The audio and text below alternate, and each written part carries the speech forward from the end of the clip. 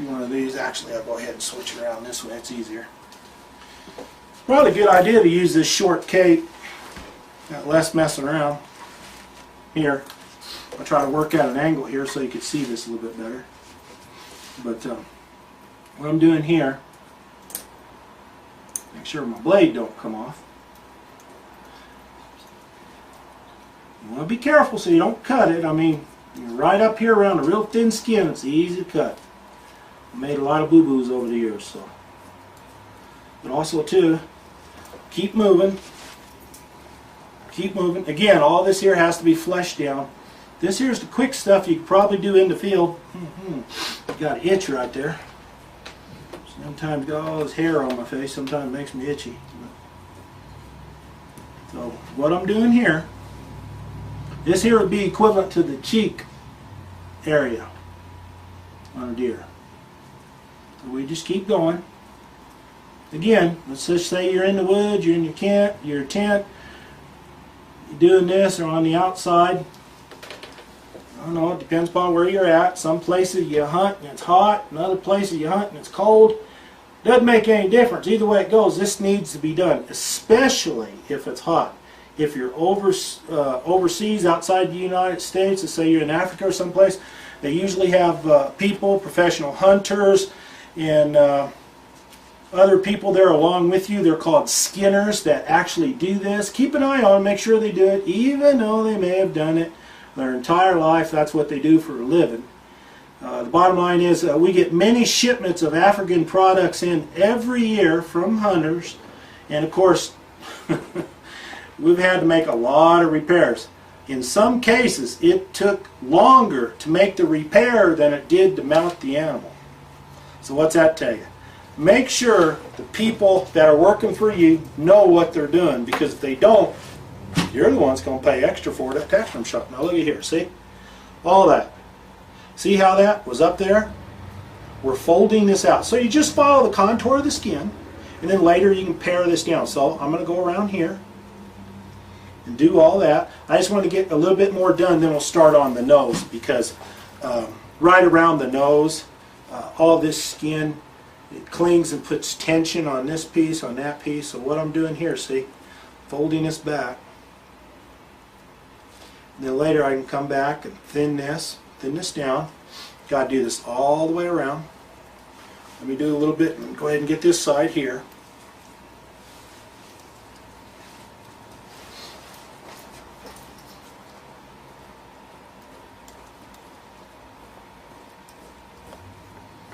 And you can do this if you have to sit down on a tarp or on the ground or up against a tree or whatever it is that you're doing out there. You got your deer, you want to take care of it, and then you use hay and stock salt spread on there. You don't use rock salt. Never use rock salt. Unless, of course, you take the rock salt and you crush it into fine grains, then you could use it, but even then, non-iodized hay and stock salt. You go to your local feed store. If you don't have a local feed store, you find a feed store, agricultural store, and you buy a 50-pound bag of hay and stock salt. Most recently we bought salt in a 50-pound bag. It was a little over $5 for a 50-pound bag, and I think that's kind of high. I remember when it was $3 and I don't know, 76 cents, something like that. So again, what am I doing here? I'm rolling these lips out. And even, you know, the upper, the lower lips. Now lower lips are shorter. They're not as long as the sides and stuff. And you have to go ahead and cut these. Again, follow the contour of the actual skin where you can roll this out. And be very careful, because you can slice through very easily here. It can be repaired, but don't make unnecessary cuts, because that's just more time that you're going to have to go ahead and give. Here, can you see that a little bit better there? What do dogs want to do? Go outside? You guys go outside, then you bark, huh? Well, the little one's Phoebe. I don't know if you guys can see him. That's Phoebe. And we got Leo over there, big guy. That's her dad. No, you guys don't need to go outside. I'm not going to chase the doves, birds, or anything else you want to bark at. You're not going to bark at the wind either. So that's what we're going to do. See, we're just going to go ahead and split that, split that, split that. Both sides. Get it all split it out. Go back over this here. Get it a little bit better, obviously. Again, usually I put it on something that you can do this by hand. It is not really a big deal.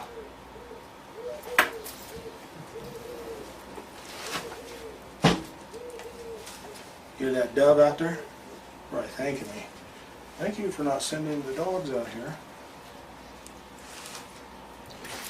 Okay. Here, nasal. I'm going to start by cutting this cartilage right here. I want to be careful. There's another tick. No. That I don't slice too much to one side or the other. It's usually kind of difficult. But before I do that, I'm going to start loosening this up a little bit.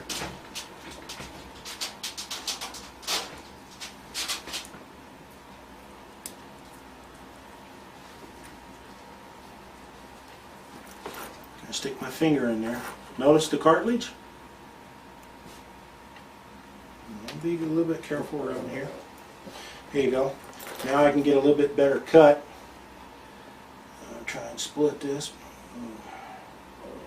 So much for trying to stick to the middle.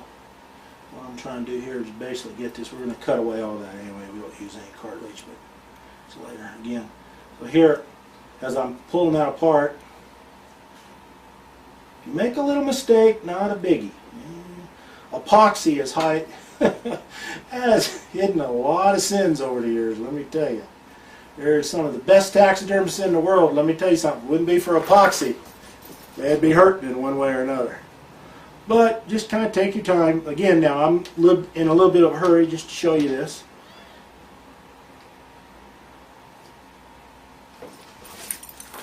See that there? Now down here it gets real thin, so you got to be kind of careful. Kind of guard what you're doing here. Again, it's a little awkward, but I'm trying to make it easier for the camera person.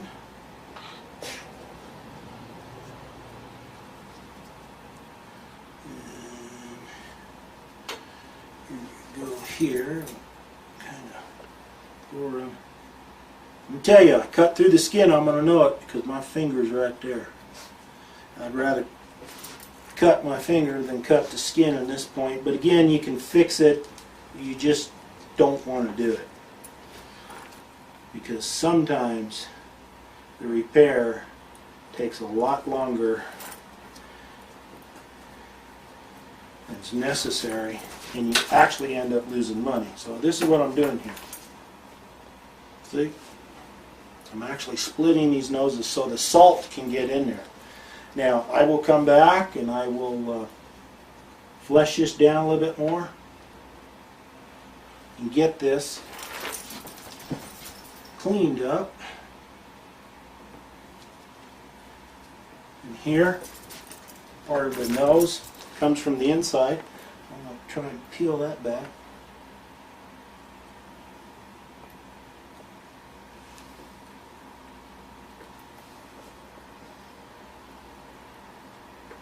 Now, one little thing that helps, you got a stick of any type, sort.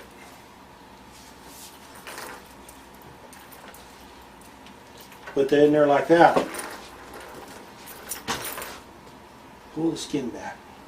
Then you can start to peel, get things back just the way you want.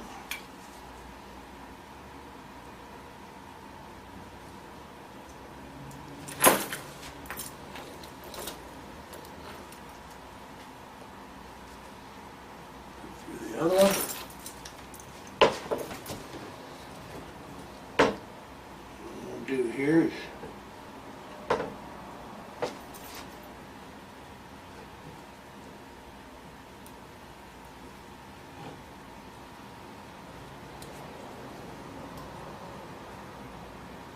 we're going to take it easy. You don't need to go ahead and make any big statements by going a little bit too far, but you want to go far enough so that salt can get in there. Again, the weather's warm out there. You really have to go through a total, complete fleshing where this here just micro smooth every morsel of flesh, fat and membrane must be scraped off, cleaned off, cut off, sharpened teaspoon, draw knife, fleshing machine, by hand, your pocket knife, whatever it is you use, and everyone's got their technique. That's what needs to be done. Because if you don't, and this here actually dries hard, you can probably go ahead and rehydrate it and use it, but it's much easier, and you have peace of mind because everything's been done properly. See this bigger chunks of flesh like right here? I'll come back and again, that's why you got a taxidermist, that's why you got a skinner or flesher if he's there. Now obviously the taxidermist probably one back home you're going to use, or maybe you're just learning the trade yourself, but all this needs to be pared down. Again, this here is just for see, you thought I cut it there, didn't you? But no, I didn't. It's all part of that. See, I didn't cut it. This is all for use in the woods. You're in the woods, this is what needs to be done. Then you come back, bigger chunks of flesh, you easily peel this away.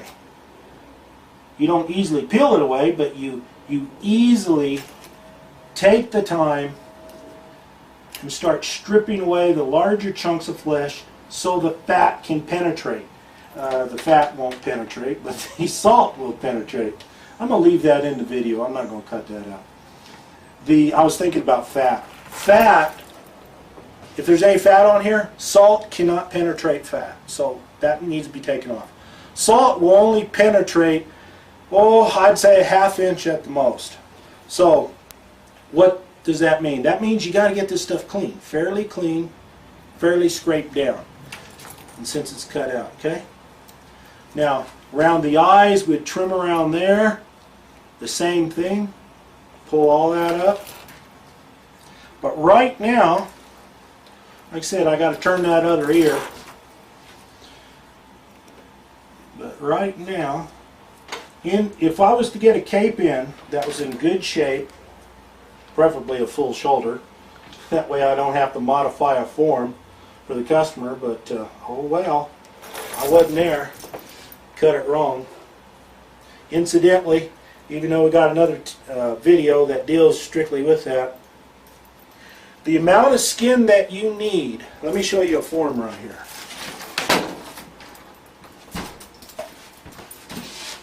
How much form is this? It's a lot. Here's the shoulders. You need about 4 inches, 5 inches behind the shoulders. The legs of the animal are coming down. You need about 5 inches behind here, forward, all of this skin. That's what we mean by the word cape. Okay? Not the neck skin. This skin was cut somewhere. As a matter of fact, this is going to be the form this skin goes on. But I'm going to have to cut this form, throw that away, reinstall the backboard, and do a lot of extra work because this hunter did not cut the skin properly. Okay? But it's still going to look nice. But why not have a full shoulder mount? The price is the same. As a matter of fact, we should charge extra for any additional labor like this, because this is going to take about another hour or so. You're going to have to go ahead, prepare the skin, that way all that's done, it's tanned, slip it on here, find out where you got to cut it, then install our backboard, then you got to wait about another 24 hours for that to go ahead and dry if you use Bondo. If you foam it in, several hours, just depends.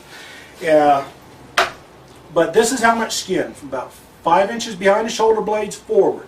Don't cut up into the brisket area.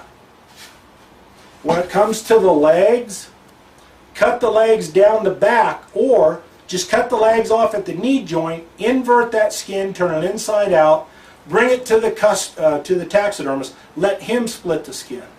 That'd be the better way to do it. Because almost always people will cut it to the inside. If the legs are here, what you do is you cut it down the back out to that circular cut. Then that way all this is solid.